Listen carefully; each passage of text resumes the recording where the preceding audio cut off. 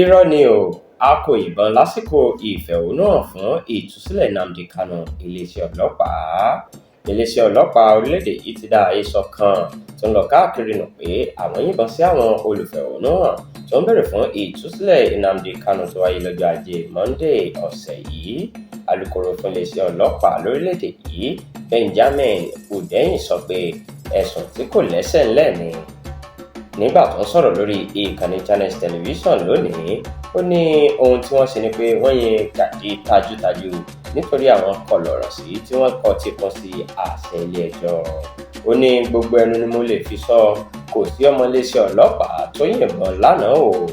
Ó sọ síwájú pé àwọn èèyàn lọ́pọ̀ ìgbà máa ń ṣi ìró gáàsì tajútajú mú sí ìbọn gidi. Ó fi kún ọ̀rọ̀ rẹ̀ pé àwọn ọmọ iléeṣẹ́ ọlọ́pàá ni wọ́n tara ṣàṣà nígbà táwọn olùfẹ̀hónúhàn ọ̀hún ṣe lòdì sí òfin. Ìfẹ̀hónúhàn ní ajàfẹ́tọ̀ọ́mọnìyàn Ọmọyẹlé Sowore darí nítorí olórí IPOB Nnamdi Kanu tí wọ́n tì mọ́lé láti oṣù kẹfà ọdún 2021.